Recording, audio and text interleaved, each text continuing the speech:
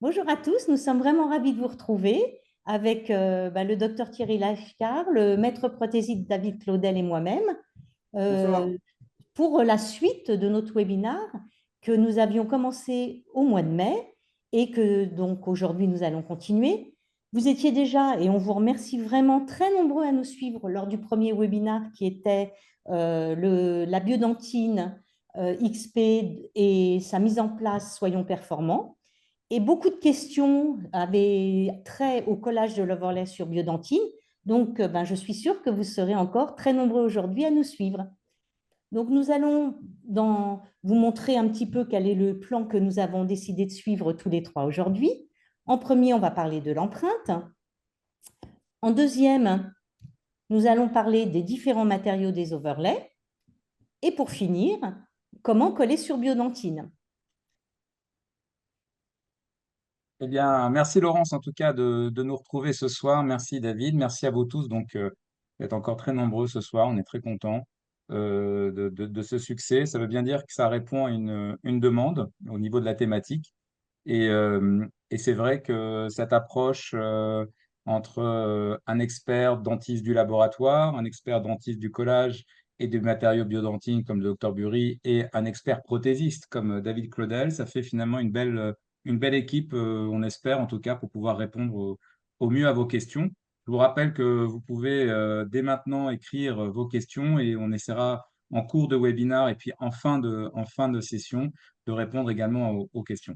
Alors, je reviens sur le laboratoire Cronceram, donc qui est un laboratoire aujourd'hui bien connu parce que leader justement en flux numérique, leader grâce à ses équipements modernes de dernière génération, tout ce qui va être scanner, usineuse, imprimante 3D, machine à usiner, frittage laser, c'est fait partie des équipements de notre laboratoire. Alors, nous allons voulu commencer cette partie de webinaire de ce soir justement sur les empreintes. Et puis, on sait tous, hein, nos empreintes, voilà, nous en tant que dentistes, on essaie de faire au mieux. Et parfois, eh bien, elles ne sont pas super. Et puis, au niveau du labo, bah, ils essayent aussi de faire au mieux pour les traiter, mais parfois, c'est difficile. Donc, on s'était dit ce soir qu'on allait prendre un petit peu de temps, 5 10 minutes, pour justement, à travers certaines diapos, vous montrer également comment les empreintes sortent et comment au laboratoire, ils arrivent ou pas à les traiter. Donc, les empreintes pour le laboratoire Cronceram, on les récupère, qu'elles soient en numérique ou qu'elles soient physiques, évidemment. Et puis après, si elles sont physiques, on va les numériser. Et si elles sont numériques, forcément, on va être sur du flux numérique. Et là, on va avoir un intérêt dans la CFAO grâce au flux numérique. Alors, une bonne visibilité des limites. C'est vraiment une des étapes clés de la conception de la CFAO, de la conception et fabrication de prothèses assistées par ordinateur. Alors David, justement, je te laisse la parole. Toi qui donc travailles au laboratoire depuis une vingtaine d'années maintenant, qui a beaucoup d'expérience dans la qualité des empreintes, plus de 10 ans, plus de 15 ans même, j'ai envie de dire qu'on travaille avec le numérique. Alors, qu'est-ce qui se passe de ton côté quand tu reçois des empreintes? Montre-nous et explique-nous pour que nous, en tant que dentistes, on puisse aussi entendre pour pouvoir améliorer nos empreintes. Oui, bonsoir déjà à tout le monde. L'empreinte numérique, aujourd'hui, nous, on a l'habitude, on en traite plus de la moitié de notre production, aujourd'hui, elle est en numérique. Donc, c'est quelque chose qu'on voit au quotidien, qu'on a appris à gérer, et on voit les forces et également les points des fois qui sont un peu bloquants dans l'enregistrement. Donc, aujourd'hui, on se rend compte que déjà, l'empreinte numérique n'a aucune action physique sur les tissus. Donc, des fois, ça pose des petits problèmes. Les praticiens ne le voient pas forcément tout de suite. Ils prennent leur empreinte, elle leur paraît lisible et claire. Et quand on regarde de bien plus près, on se rend compte que il y a eu un peu de saignement au niveau des limites, il restait des fluides buccaux au niveau des limites. Et du coup, nous, on n'arrive plus à la lire correctement. Et on se retrouve, on a aussi de la tourner dans tous les sens et ça pose vraiment un problème pour les réalisations. Et pourtant, comme tu le disais, on a des outils très précis. Aujourd'hui, on est monté on a un parc machine fantastique, des scanners très précis. Mais si on a ce genre de problème, on peut faire tout ce qu'on veut, on n'arrive pas. Alors, on peut lisser un tout petit peu des empreintes, mais ça sera approximatif. Sur celle-ci, effectivement, comme tu le montres, en termes en mésia de la préparation, au niveau des limites, on voit bien que c'est pas très net, on ne va pas trop savoir où s'arrêter. Donc nous, on va essayer de prendre au plus près. Si on voit des petits défauts d'empreinte, on a des outils pour lisser et pour améliorer, mais on ne sera pas sur quelque chose de précis. Et ça, c'est un réel problème, quoi, parce que à cet endroit-là, c'est très important, surtout qu'après, vous allez faire votre collage et tout ça, et on veut le joint le plus adapté possible. Mais c'est souvent dans ces petits endroits où bah, ça ne va pas forcément chercher. Et pourtant, l'outil numérique permet au praticien d'avoir ce contrôle en direct de son empreinte. Oui, Et elle apparaît à l'écran. Si maintenant il a un défaut à un endroit, il peut la tourner dans tous les sens, se rendre compte que, ah mince, là, c'est un peu. Il n'est pas obligé de reprendre toute son empreinte comme on le faisait en physique et que on se dit, ah mince, il y avait une bulle sur la limite, je suis obligé de repréparer du matériau. Et on avait ça. Là, non, il suffit qu'il efface à l'écran la zone qui est problématique et il rescanne que cette partie-là, ça va matcher. Et ça, c'est génial parce que si vous avez un patient qui saigne beaucoup, il peut avancer étape par étape, corriger et pour nous fournir une empreinte qui soit parfaitement lisible. Et je veux dire, cet outil informatique aujourd'hui doit être une aide. Mais des fois, on reste dans des raisonnements d'avant et on ne se rend pas compte que ben, on a taillé, la gencive, la gencive libre était un peu mobile, il y a eu un repli muqueux, mais avant, avec l'empreinte physique, ça poussait tout, on allait tout bien chercher. Et ben là, non, c'est ça ne ça, fait pas. Et donc, du coup, c'est ça. on a la possibilité de contrôler avant d'envoyer, mais trop souvent, nous, on est obligé d'inventer les limites. Et c'est un peu dommage parce que l'outil vraiment nous permet, au contraire, de ne pas avoir ça, quoi. On devrait être mieux et pas toujours. On est quand même globalement mieux, on ne va pas se dire. Non, mais Sur celle c'est très Pardon. juste ce que tu dis, David, parce que des praticiens de ma génération, où on a commencé avec les empreintes physiques et maintenant on passe aux Mm. empreintes numériques, on est resté, si tu veux, dans cette formation et dans cette habitude que nos silicones vont pousser finalement les tissus Oui, mous et donc on va aller chercher l'enregistrement. Aujourd'hui, bon, on en avait parlé dans la précédente séminaire, on est maintenant sur des tailles qui sont beaucoup plus juxtagingivales ou c'est ça. supragingivales, parce on va justement, pour des raisons de collage et de visibilité de limite, mais finalement, toute la philosophie de l'empreinte a changé. Et tu fais bien de nous le rappeler. Alors, on est aussi dans les problèmes de taille. Là aussi, l'outil numérique nous permet de bien regarder la préparation pour éviter justement des contre-dépouilles. Normalement, c'est à nous aussi, en tant que praticiens, d'être capable de lire aussi ce qu'on voit sur l'écran. On a Ah une oui, diapo ben, là, tu nous as voulu montrer, où on a tu me disais tout à l'heure, on a un défaut à la fois ben, d'empreinte et également au niveau de la préparation. ben, pour nous, cette empreinte, elle est difficilement lisible parce que le problème, c'est que on ne voit pas, là, sur les deux cuspides, je peux montrer avec la souris un peu au-dessus, ouais. Ouais, les deux cuspides en vestibulaire, quand on voit le versant lingual de ces cuspides, on ne voit pas où ça s'arrête. On le voit mieux sur l'autre diapo encore.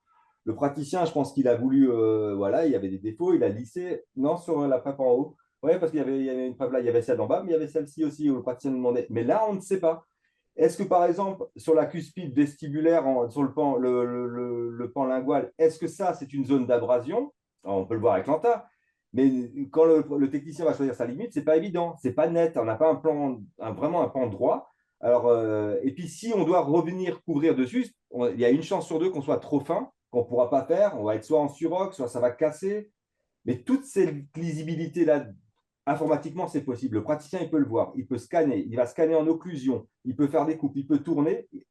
Normalement, ça va être un outil. Mais pour nous, là, il faut comprendre que la lisibilité, elle est vraiment pas simple, quoi. Tu peux revenir sur l'ancienne, sur la première, la diapo précédente. Par contre, en bas, on voit que c'est net. C'est un overlay. Par contre, sur la 46, c'est préparé net, net, net, hein. Là, on peut le voir, quoi.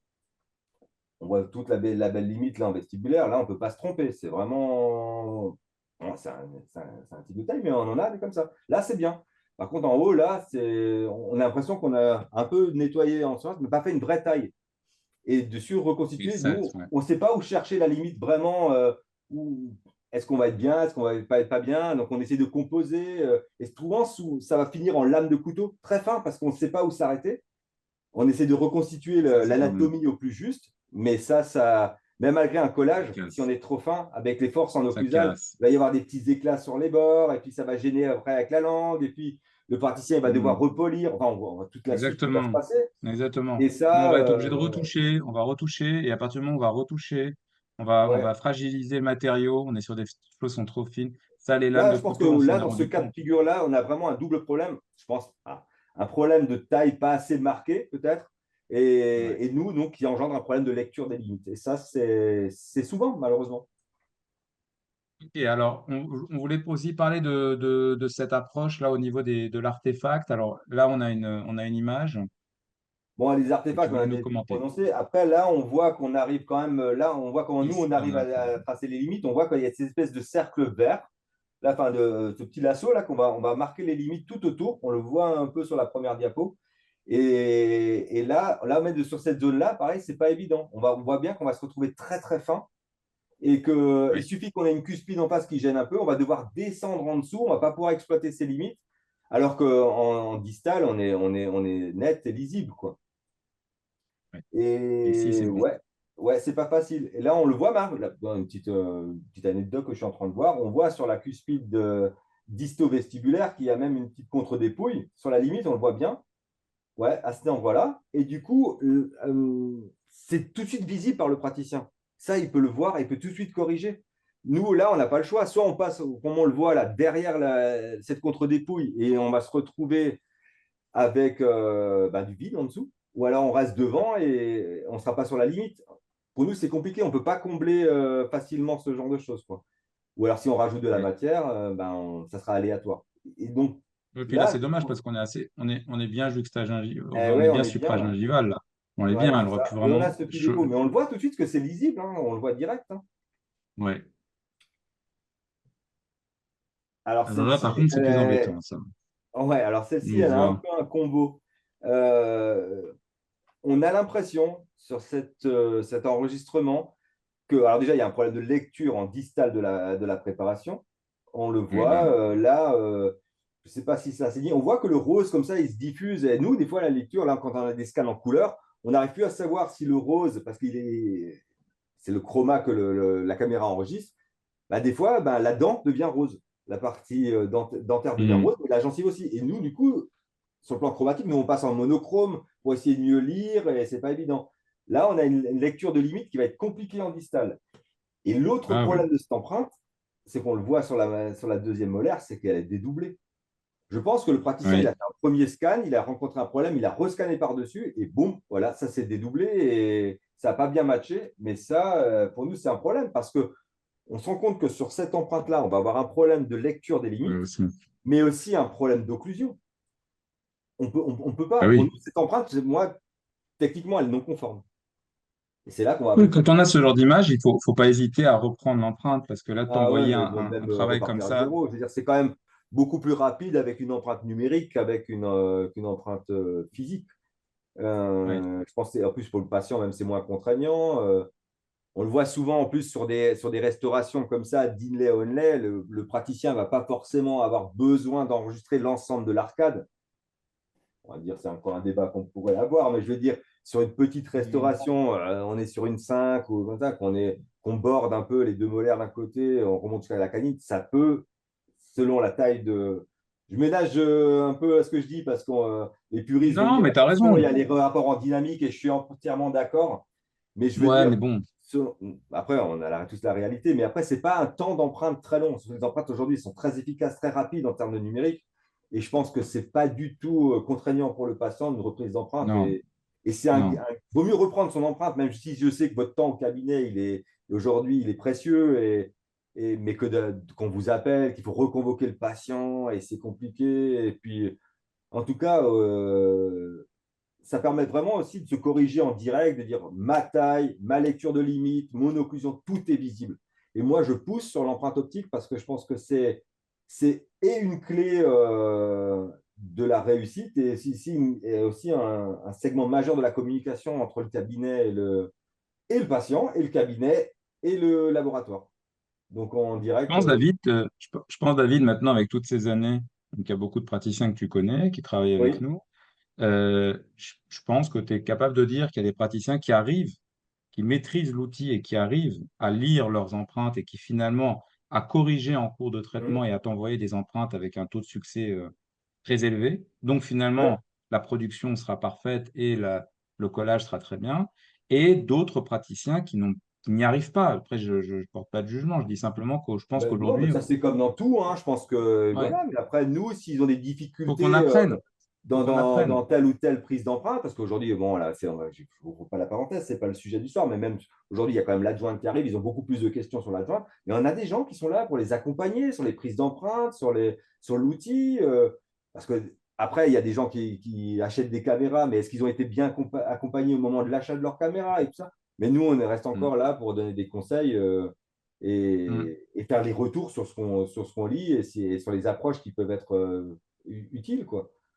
Et C'est exactement ça. C'est exactement ça. Je pense qu'en particulier au laboratoire Cronseram, on fait énormément d'efforts justement sur ce service-là qu'on offre aux praticiens, avec des compétents au labo. On essaie de faire des formations également. On accompagne les praticiens pour que justement ils sachent utiliser au mieux la caméra. Utiliser au mieux, c'est pas appuyer sur un bouton et faire l'empreinte. C'est recevoir non, mais l'empreinte c'est sur l'écran, important. la Quand nous, regarder. ça fait des années qu'on travaille dans le numérique avec l'outil numérique et on a aussi essuyé les plâtres, hein, en termes de production, on va pas se Bien mentir. sûr, bien sûr, Et aujourd'hui, si on peut faire partager ça, en fin de compte, c'est un système gagnant-gagnant pour tout le monde, quoi. Je veux dire, bien et sûr. c'est ça, c'est que il faut que cette relation dentiste-prothésiste soit symbiotique pour arriver à un résultat vraiment optimal dans notre fonctionnement quotidien et pour la restauration et satisfaire et réhabiliter le patient, quoi. Je suis vraiment Absolument. toujours dans cet axe de cette vision. Non? En tout cas, merci David Et je t'en prie. de ce partage-là. C'était important qu'on prenne un peu ce petit quart d'heure pour parler justement des éléments de difficulté qu'on a nous au cabinet, vous au laboratoire, et qui permettent justement de s'améliorer les uns les autres pour qu'au au total, tout le monde soit satisfait et que le dernier, c'est quand même notre patient et c'est quand même, on est là quand même dans une chaîne de soins. Alors Et justement, je après, voudrais donner la parole à... si je peux encore juste Oui? ajouter une chose, la force aujourd'hui du numérique à travers ce genre de choses, des fois, quand on disait on a des problèmes de lecture d'empreintes, de limites, par exemple, ou on a des doutes, on est aussi aujourd'hui capable, c'est pas comme à l'époque, c'était un peu compliqué le dialogue, mais de prendre des captures d'écran, d'envoyer, avoir un échange direct avec le Mm, praticien. Il peut nous mm, corriger et dire non, non, moi je sais, j'ai taillé, je sais que c'est une situation un peu compliquée, je sais pas, il y a une furcation, il y a quelque chose, machin. Non, aller chercher la limite mm, comme ça parce que moi je connais, ça c'est super bien ça. Ça, bien sûr. c'est vraiment une force, c'est vraiment aussi une force. Plutôt que on est là, on ne sait pas. Alors on essaye de ne pas bloquer trop de cas parce que il y a aussi, comme dit toujours, le praticien n'a pas toujours le temps, mais quand on a vraiment des questions bien particulières sur des choix de limites, on communique avec le praticien en direct avec cet outil informatique. Et ça, c'est vraiment aussi un plus dans dans votre pratique et dans notre quotidien. Ouais. Merci David. Alors je disais, on va te redonner la parole tout à l'heure, hein, David, tu nous commenteras justement une petite vidéo. Alors en attendant, je voudrais redonner la parole à Laurence pour que on reprenne un petit peu un cas clinique que tu peux nous commenter justement Alors, sur donc, en fait, les... là, dans ce cas-là, Mhm. comme vous voyez, on a des limites quand même qui sont extrêmement sous-gingivales. Donc, en Oui. fait, au cabinet, on a plusieurs options. La première option, en fait, c'est de faire ce qu'on appelle une remontée de marge. C'est-à-dire qu'on va on peut mettre un matériau de manière à ce que la limite qui était dans le sculptus, donc infragingivale, puisse devenir supragingivale, ce qui fait qu'automatiquement, il y aura une meilleure lisibilité des lumières, des limites. Et aussi, Mhm. juste si tu veux bien, voilà, donc là, vous voyez la remontée de marge, c'est bien ça, c'est le fait de pouvoir mettre un matériau qui va permettre de remonter la limite afin de bien la voir. La seule chose que je voulais vous redire par rapport à biodentine et qui est très importante, c'est que la biodentine doit être entièrement recouverte par l'inlay-onlay en méthode indirecte ou un composite en méthode directe. Donc, on utilise la biodentine en technique sandwich fermé. J'ai juste remis ces deux notions parce que très souvent, je vois que des praticiens confondent la remontée de marge et la technique sandwich fermé. Donc, juste la remontée de marge, c'est remonter le niveau de la limite de notre préparation de manière à ce que, au lieu d'être infragingivale, elle devienne juxta ou supragingivale. Et la biodentine a besoin d'être entièrement recouverte. Pour ce faire, on dispose au cabinet, si tu veux bien passer la slide d'après, Thierry, je te remercie, on a plusieurs moyens. Alors, bien sûr, il y a les fils. donc les fils que l'on peut imprégner de chlorure d'aluminium. Et donc, en fait, le fil fait une rétraction mécanique et le chlorure d'aluminium fait une rétraction chimique. C'est une action astringente parce qu'il entraîne une précipitation des protéines sanguines et tissulaires, ça inhibe le saignement et ça diminue l'exudat salivaire. Moi, personnellement, je reconnais que le fil, c'est pas ce que je préfère, quoi, parce que une fois que je l'ai placé d'un côté qui ressort de l'autre, ça m'énerve un peu. Donc, surtout quand on a un parodonte sain. Donc, c'est vrai que l'avènement des techniques qu'on voit dans la slide d'après a quand même changé mon exercice. Il existe donc différentes sortes je dirais, de matériaux qui vont permettre de faire une rétraction mécano-chimique, on va dire. Donc, par exemple, vous avez des matériaux à base de kaolin. Et en fait, le kaolin, ça permet, en fait, avec le fluide gingival, il va faire une expansion hygroscopique. Et donc, en fait, il va donc repousser la gencive de manière à ce que la limite, donc là, c'est vrai que on a mis une empreinte qui n'est pas numérique parce que ça se voit quand même bien. Il permet donc de bien repousser la gencive. En revanche, sur un parodonte épais ou si on a un problème paro, il va un petit peu trop profondément à l'intérieur du sulcus. Il est plus difficile à retirer et d'autre part, il est un peu plus aussi difficile à enlever avec la soufflette, ce qui fait que des fois, en mettant la soufflette, ça ressaigne un petit peu.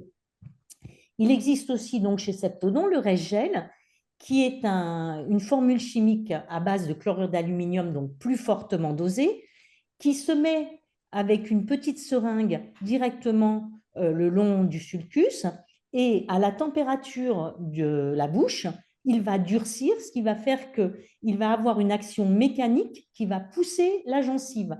Ce qui fait que lui, il se rince plus facilement, on a moins de risque de saignement. On va pouvoir C'est donc… indiqué pour les Pardon, parodontes excuse-moi plus Thierry, fins. oui, vas-y. Je disais, pour les parodontes plus fins, on préconise plutôt le chlorure d'ammunium en gel, une gélification. Bah oui, parce qu'en fait, il est plus facile pour accéder, quoi. Il y a moins, on pousse pas, on le dépose et en durcissant, il va écarter mécaniquement en fait la gencive et le chlorure d'aluminium a toujours cet effet astringent. Et ce qu'il faut savoir quand même aussi, c'est que le propre d'une empreinte mécanique, on va dire, qui n'est pas numérique, c'est que le matériau, il a aussi cette fonction de repousser physiquement la gencive marginale et les fluides, alors qu'en fait, la caméra numérique n'a pas la possibilité de le faire. Donc, même dans des limites juxta ou supragingivales, c'est très important que, en fait, ces produits soient utilisés parce qu'on pourrait se dire c'est supragingival et donc on va très bien voir. Mais en fait, là, il y a eu une étude qui est parue dans l'infodentaire de la semaine dernière qui montrait qu'on a testé plusieurs caméras et que si on a une présence de salive ou de fluide, il y a une sorte de surbrillance qui vient se mettre et qui sont susceptibles de faire que l'empreinte numérique sera moins belle, en fait, moins lisible. Ouais, Donc, on ne ouais. peut pas dire que sous prétexte qu'on a une limite juxta ou supragingivale, on peut ne pas utiliser ces produits. En fait, c'est très important, même dans les empreintes numériques. Donc, je pense qu'on Alors, je va voudrais pouvoir… rajouter un Pardon? petit truc et astuce, si Oui, tu me permets, dans bien sûr. l'utilisation du chlorure de kaolin. Donc, en fait, on a cette petite capsule. Alors, cette petite carpule comme ça, si on injecte directement dans le sulcus, souvent le produit qu'on voit ici, en fait, il ressort. Un petit peu comme l'histoire du fil. Donc, l'idéal, c'est de le mettre, en fait, finalement, perpendiculaire au sulcus et de le faire tomber, le produit qui tombe dans le sulcus. Et en fait, on tourne légèrement avec notre main le produit vient se déposer dans le sulcus plutôt que d'injecter le produit dans le sulcus. Et pour le coup, ça fonctionne après très bien. Mais tu as bien fait de rappeler que quand on est dans le cas de limite très sous-gingivale, eh bien après, pour le retirer, même avec la soufflette, on ressaigne. Et là, pour le coup, ce que disait David, après, on va avoir du parasitage avec notre empreinte optique. Et après, c'est la lisibilité de l'empreinte qui ne va pas être bonne. Voilà, donc je pense que c'est très bien de nous avoir présenté ces deux produits. Merci Laurence. La gélification d'un côté et le chlorure d'aluminium de Et merci à carbone toi qui de marche très de bien. partager avec nous les trucs et astuces. Ouais, on les a tous, hein, c'est notre quotidien. Ouais. Alors, justement, on va continuer donc sur la biodentine. Alors, Alors donc, je te laisse commenter le cas clinique. Alors, en fait, ce cas clinique, c'est celui qu'on a vu dans notre premier webinaire, qui était Oui, la mise en place de la biodentine. Sauf que là, maintenant, on va aller un petit peu plus loin, on va aller jusqu'à l'empreinte. Donc, on nettoie notre cavité de carie, et là, on est dans une cavité profonde. On voit bien, c'est très profond. On est vraiment dans l'indication majeure de la biodentine, qui est un substitut dentinaire qui a des qualités mécaniques très proches de la dentine et qui vraiment a une action bénéfique sur les cellules pulpaires. Comme c'est un substitut dentinaire avec des très fortes propriétés mécaniques par rapport à d'autres produits à base de silicate de calcium, on va remplir la totalité de la cavité du fond de notre cavité jusqu'à l'émail. On vérifie bien sûr qu'on n'ait pas de surocclusion. Et voilà, on a la radiolabiodentine en place. Notre patient va revenir 15 jours après, ce qui est le temps que la biodentine ait acquis son maximum de propriétés, qu'elle se soit bonifiée en faisant de plus en plus de cristaux d'hydroxyapatite grâce aux ions phosphate de calcium qui sont à la fois dans la salive et dans la datine. Et on va tailler nos dents en gardant la biodentine comme substitut dentinaire. Ce qui est important, comme toujours, c'est d'essayer d'avoir le plus possible d'émail. Parce que si on sait que sur l'émail, ça colle toujours et ça colle longtemps. Ensuite, donc, on fait notre empreinte. Donc là, on a fait notre empreinte qui était avec, je dirais, une seule viscosité. Et on a fait notre die et donc on a réalisé l'inlay-onlay. Donc, en fait, vous êtes vraiment nombreux à vous poser la question sur le fait qu'en maintenant une grande quantité de biodentine en substitut dentinaire, il reste une cavité à restaurer qui est peu profonde et donc un peu moins rétentive. Le but aussi de ce webinaire aujourd'hui, c'est qu'on veut vous rassurer sur le fait qu'il est possible d'obtenir une bonne adhésion sur biodentine. Et donc, juste la slide d'après, si tu veux bien, Thierry. Donc, la première chose à faire, bien sûr, c'est que quand on va revoir notre patient au bout de 15 jours, on va évaluer la vitalité pulpaire. Et ces 15 jours sont bien parce que, rappelez-vous, on est dans le cas d'une cavité profonde. Donc, on aura pu peut-être faire un scellement dentinaire adhésif immédiat, mais l'avantage, c'est que là, on a vraiment la possibilité de vérifier que la dent ne sera pas en souffrance et que tout va bien. On va retirer le matériau provisoire puisque au moment où on a fait notre taille, on a mis un matériau provisoire le temps que le laboratoire Cronceram nous réalise notre inlay-onlay. On va appliquer le système adhésif et ça, on va y revenir un tout petit peu après. Et on va mettre en place l'inlay. Et puis, on suit le patient pour vérifier que tout va bien. Donc, on est bien en 2 sessions puisqu'on a mis notre biodentine et qu'on n'intervient que 15 jours après pour la taille en conservant de la biodentine comme substitut dentinaire. On peut faire un traitement acide avec un mordançage sur l'émail de 30 secondes et sur biodentine de 15 secondes. Jusqu'à présent, il y avait une seule étude bibliographique qui disait qu'il fallait mordancer 4 fois plus longtemps la biodentine. C'est une erreur. En fait, on s'est rendu compte que si on augmente le temps d'etching au-dessus de 15 secondes, on diminue fortement les valeurs d'adhérence. Donc, en fait, il suffit de conserver le même protocole que lorsque l'on colle sur de la dentine. D'autre part, il y a eu d'autres études qui disaient on peut mettre plusieurs couches d'adhésif et ça tiendra encore mieux sur la biodentine. Donc, les derniers tests qui ont été réalisés montrent qu'en fait, il ne faut faire qu'une monocouche de l'adhésif parce que multiplier les couches n'augmente pas l'adhésion sur la biodentine. On va donc faire un petit rappel. Et si tu veux bien, Thierry, c'est quand même important pour les praticiens qu'ils se rappellent, puisqu'on va en parler après, de tous ces éléments-là et des différentes générations d'adhésifs. Oui, absolument. On va faire un petit rappel quand même sur le collage et les principes de collage. Merci Laurence, en tout cas, de nous avoir rappelé ce fondamental sur la biodentine. Alors, la question qui revient régulièrement, c'est que est-ce qu'on peut coller sur la biodentine? La réponse est oui, on peut coller, ça colle, ça marche.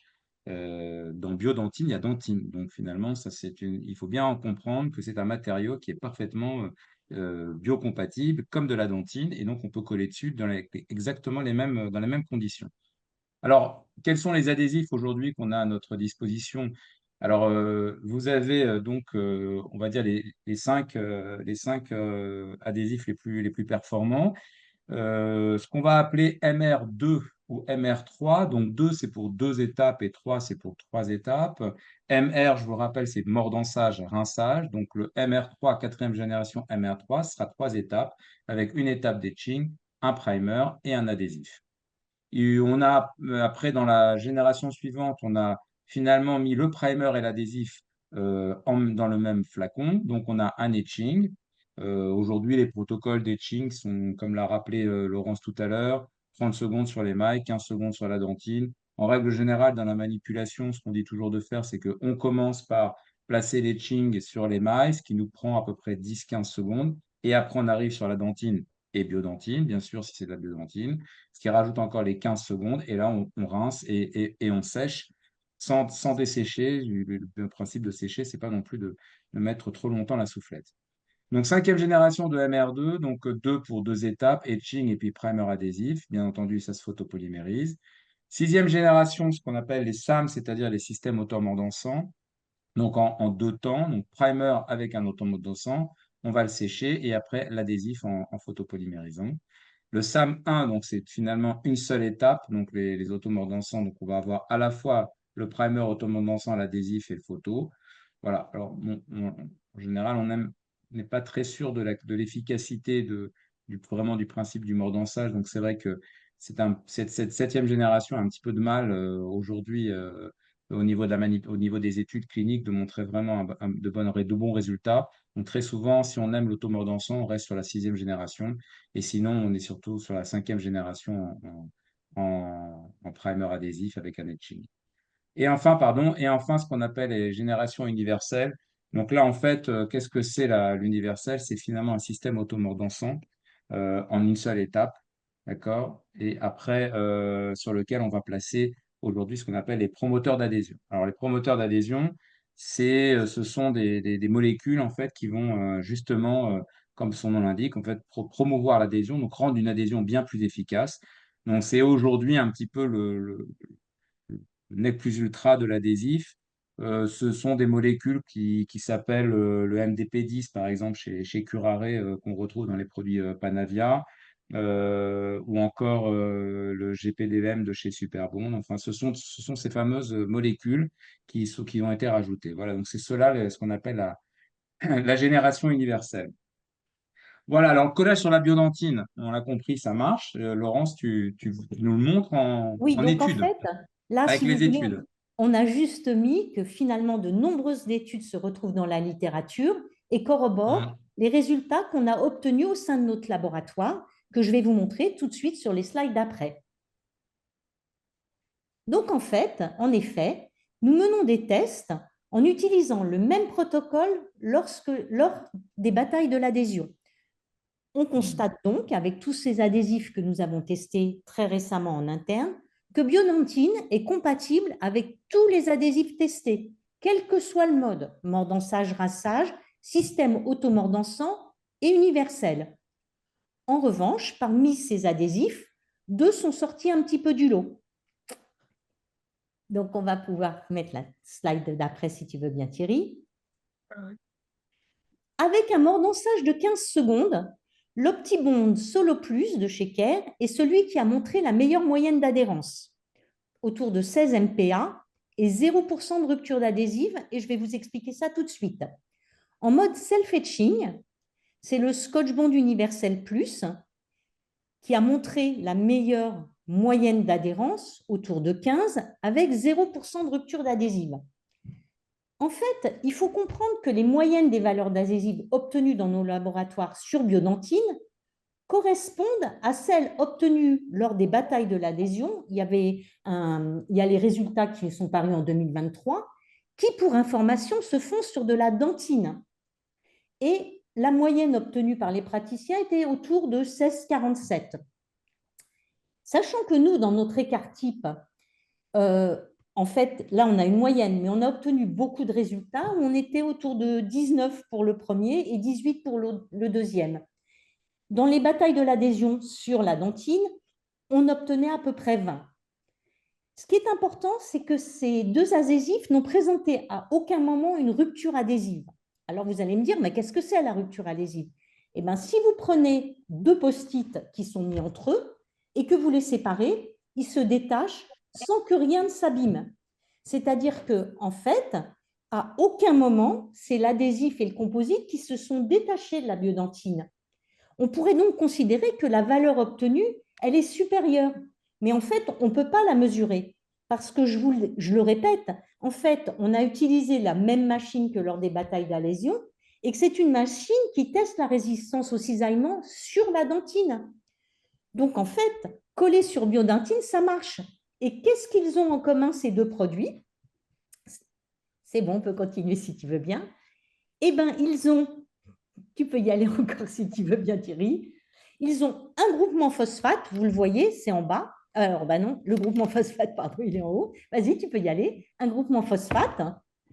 Et selon que ça soit du 10-MDP, il y a un groupement métacrylate ou encore du GPDM, si tu veux bien, voilà.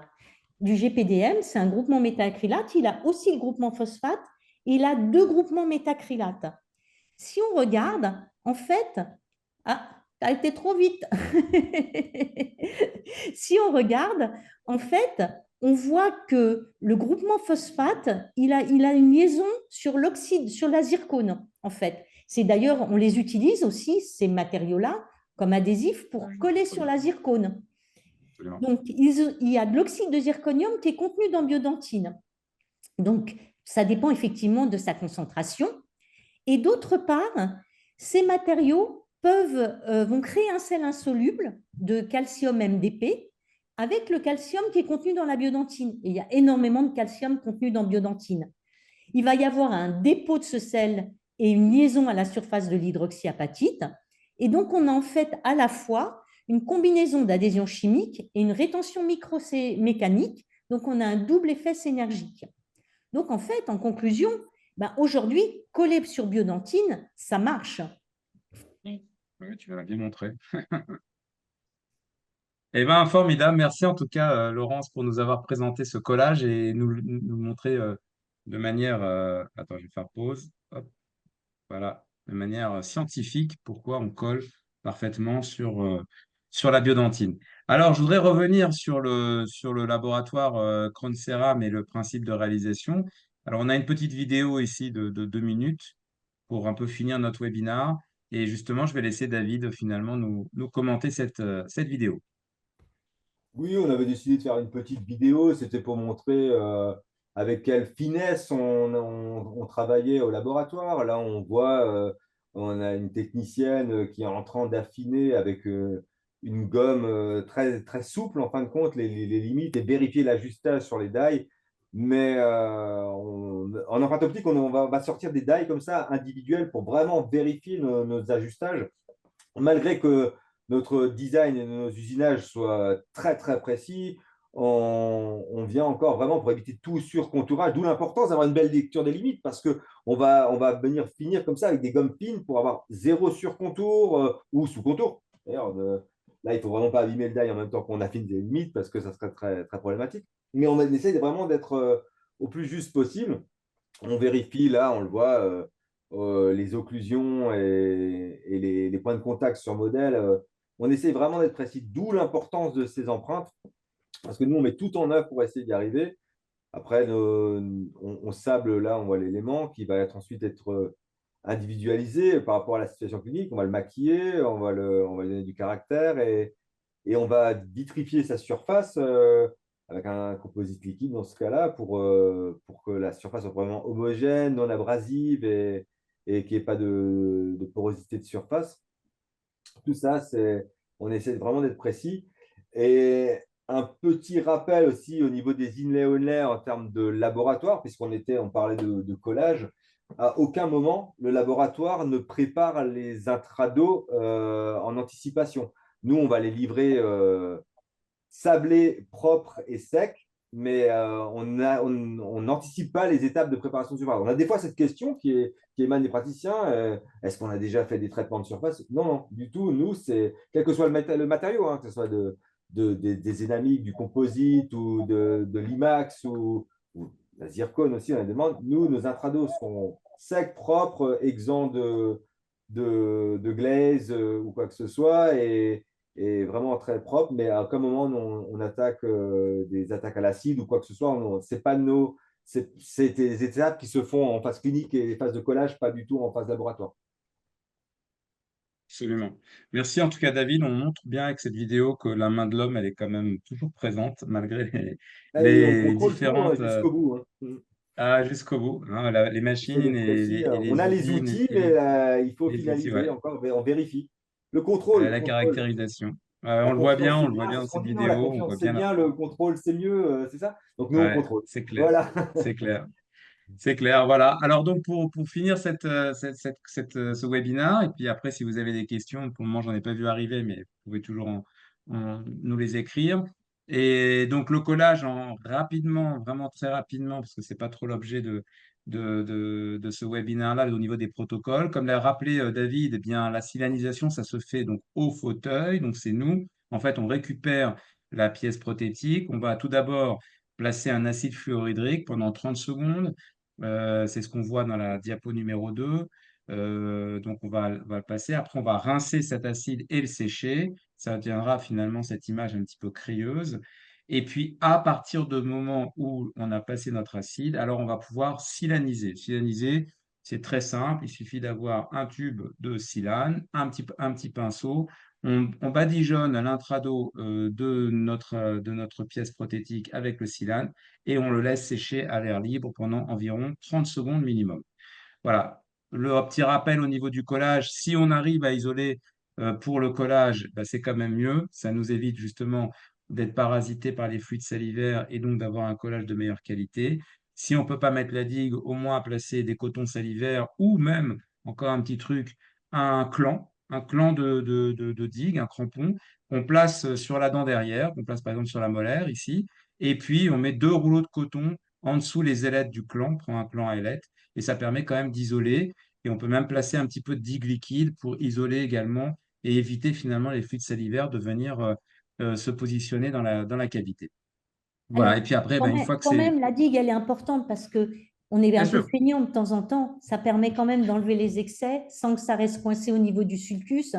Donc, je pense vraiment que... Enfin, moi, j'ai jamais eu de cas clinique où j'ai pas réussi à poser ma digue quand j'allais mettre mon inlay onlay. Donc, je pense que c'est tu prêches un accessible convaincu, hein. Tu prêches et un c'est vraiment convaincu. très important. On On est vient de d'accord. poser donc la question de la temporisation pour protéger la biodentine après la taille de l'onlay. En fait, moi Oui, personnellement, j'utilise donc chez Septodon, on a le Simpat LC. En fait, ce sont ces matériaux qui sont des sortes de composites un peu souples que oui. l'on met à l'intérieur, qui ont une tendance à s'expanser au moment de la polymérisation. Donc, il faut bien vérifier l'occlusion pour après ne pas être en surocclusion et que le patient n'ait pas de douleur. Et l'avantage de ces matériaux, c'est qu'on rentre la sonde à l'intérieur et on a juste à tirer et ils sortent. Parce que si on met quelque chose comme du cavite, on est obligé de prendre la fraise parce que c'est très compliqué à enlever. On risque d'abîmer les parois améllaires ou quelque chose de notre préparation. Et étant donné que les réalisations numériques sont extrêmement précises, bah, du coup, en fait, on aura la colle adhésive, je dirais, qui va faire le lien parce qu'on risque d'avoir touché un peu notre préparation. Et ces matériaux sont vraiment super. Et comme de toute façon, on ne laisse jamais le patient plus d'une semaine normalement avec cette technique provisoire, voilà. La seule chose, c'est vrai que quand on l'enlève, ça a une petite odeur, ce qui prouve bien que c'est important de ne pas le laisser non plus trop longtemps. Mais ça, c'est vraiment génial parce que c'est vraiment, on rentre la sonde et on le soulève Mm. et ça s'enlève et on n'a rien abîmé sur nos préparations. Oui, absolument. Alors, sans etching, sans bonding, hein, on positionne ce Ah oui, rien du produit-là tout. qui est un petit Vraiment, on met peu ça et on transparent règle comme ça. l'occlusion. Mm. Et on règle Après, une fois qu'on l'a photopolymérisé, on vérifie qu'il n'est pas en surocclusion. Tu as tout à fait raison de rappeler que le Cavite, c'est pas du tout le matériau d'obturation provisoire, mais absolument pas, d'autant qu'en plus, il a tendance à récupérer, à déshydrater la dent, donc c'est sûr, c'est très embêtant pour le tissu pulpaire sous-jacent, surtout dans notre cas clinique où on est avec une biodentine. Et pareil, éviter les IRM, éviter les IRM parce qu'il y a de l'eugénol, et on sait aujourd'hui que l'eugénol vient empêcher finalement notre collage. Donc éviter tous les matériaux à base d'eugénol. Si vous voulez faire un onnelet provisoire, parce qu'il y a des fois, on peut avoir des systèmes de fort délabrement de la dent, donc on est quasiment dans un overlay, on est quasiment dans une couronne, on va dire. Dans ces cas-là, pas de problème pour me faire un onnelet provisoire en automoulage, par exemple, mais attention, quand vous le collez, votre onnelet provisoire, j'entends, toujours utiliser un ciment de scellement, enfin un cimentement provisoire sans eugénol, hein. C'est Mm. important de rappeler également. Et Voilà. donc, en fait, ce qu'il faut voir, c'est qu'actuellement, il y a énormément de recherches sur le collage sur biodentine et que ben, je serais ravie que l'on se retrouve tous dans un an pour que je puisse apporter avec vous certainement des informations différentes, certainement un produit au sein de notre laboratoire qui sera vraiment adapté au collage de la biodentine. Voilà, donc ça travaille fort et vraiment, voilà, ce qu'on peut retenir juste, c'est que voilà, on ne mordance pas plus que 15 secondes, que on met qu'une seule couche d'adhésif et que des adhésifs qui ont soit du 10 MDP, soit du GPMD ont des forces d'adhésion qui sont des forces, oui, ou d'adhérence, ça dépend selon le vocabulaire, qui sont très, très, très, très correctes. Voilà. Et surtout, aussi, dans votre taille, gardez un maximum et préservez votre émail pour pouvoir augmenter votre surface de collage. On a une Alors, autre question, Laurence, si tu veux bien répondre sur le oui. matériau de Donc, temporisation. effectivement, il faut laisser la biodentine en couche épaisse. Quand je dis en couche épaisse, c'est-à-dire comme de la dentine, puisque c'est un substitut dentinaire. Donc, effectivement, on va se laisser juste 3 millimètres au-dessus qui correspondrait à l'émail. Et le matériau de chez Septodon, donc le Telio, ben, en fait, celui de chez Septodon, il s'appelle le Simpat LC. Je ne connais pas le Telio, j'en ai testé d'autres. Après, Oui, ce un peu, qui je se connais passe, pas. c'est que si c'est un petit peu dur, il suffit, par exemple, si c'est une cavité occluso-mésodistale, de faire avec une petite fraise un petit trait au milieu ou d'essayer d'enlever les endroits de contre-dépouille et d'enlever le matériau en 2 fois, par exemple.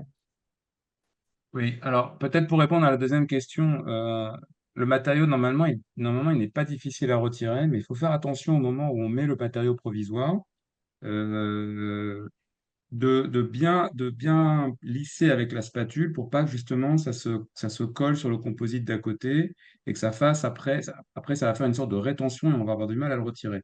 Donc avant de photopolymériser, bien vérifier que votre matériau ne déborde pas. Voilà, ça, je pense que c'est important. Mais le Télio, je ne le connais pas moi non plus. Donc je ne sais pas. Je sais que le matériau de chez Après, Septodon, la il est taille très d'un facile à inlet, c'est retirer. essentiellement d'être de dépouille. Donc, c'est vraiment si on a une grosse cavité qu'on peut avoir quelques endroits Ouais, avec contre-dépouille où ouais, ça peut être un ouais. petit peu plus compliqué à retirer, en fait. Mais normalement, on pique la sonde. Donc vraiment, n'hésite Voilà. pas à bien piquer la sonde Et, dedans. Et et après, pop, tac.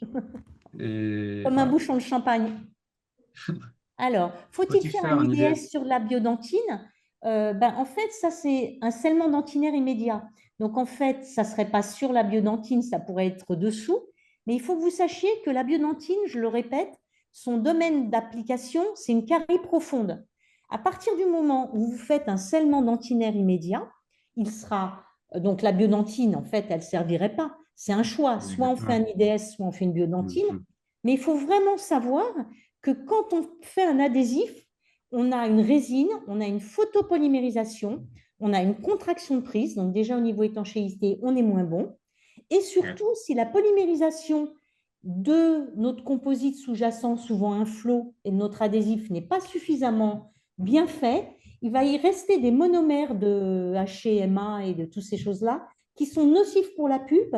Et c'est ce qui fait que quelquefois, vous faites un scellement dentinaire immédiat pour gagner une séance, vous faites votre empreinte, vous envoyez, votre innéolé revient, et quelques temps après, ben, en fait, vous avez une nécrose pulpaire.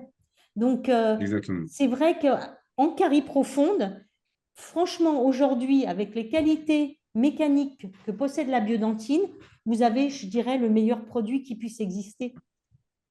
Donc, C'est un consensus aujourd'hui. tout le monde est d'accord pour dire que la biodentine aujourd'hui, c'est le meilleur matériau, justement, dans le cas de caries profondes pour éviter le traitement d'eau. C'est vraiment le matériau qui nous donne aujourd'hui les plus grands résultats. C'est-à-dire que si derrière une biodentine, moi je parle en connaissance de cause parce que j'utilise beaucoup, si la biodentine derrière, il y a une nécrose, c'est que vraiment on ne pouvait pas garder la dent vivante. Et on a vraiment des résultats excellents.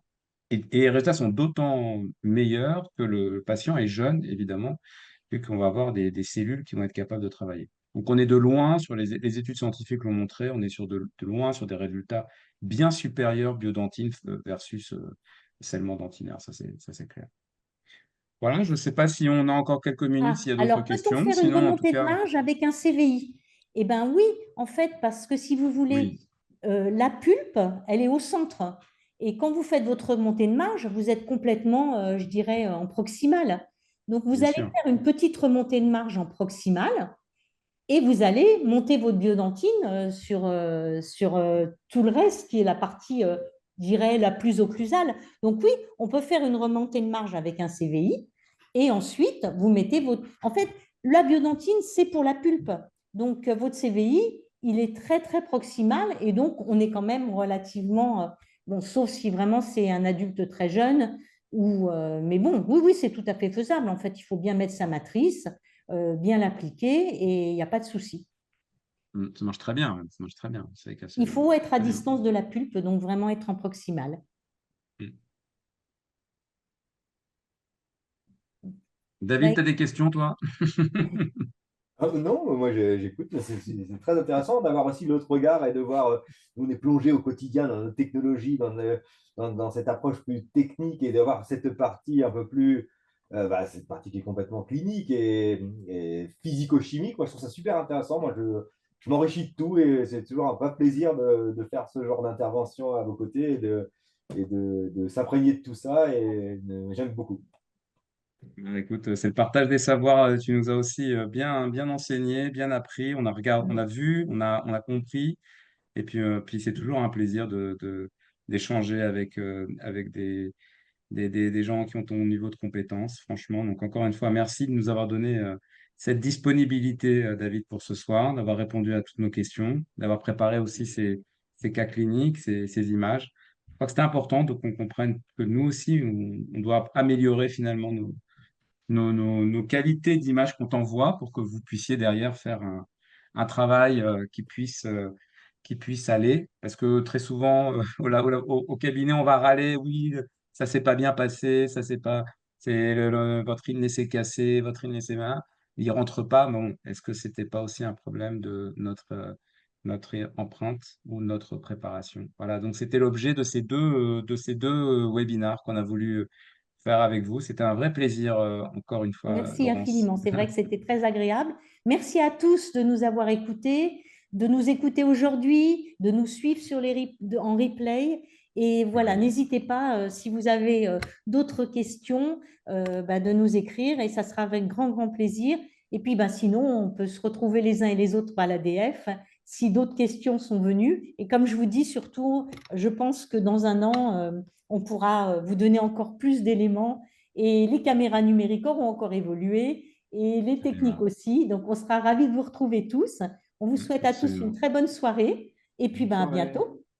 Au revoir à tout le Merci. À monde. bientôt. Au revoir. Bye. Au revoir. Merci, Au merci revoir. Laurence Bonne et soirée à merci tout le David. monde. Au Merci revoir. Bonne beaucoup. soirée, au revoir.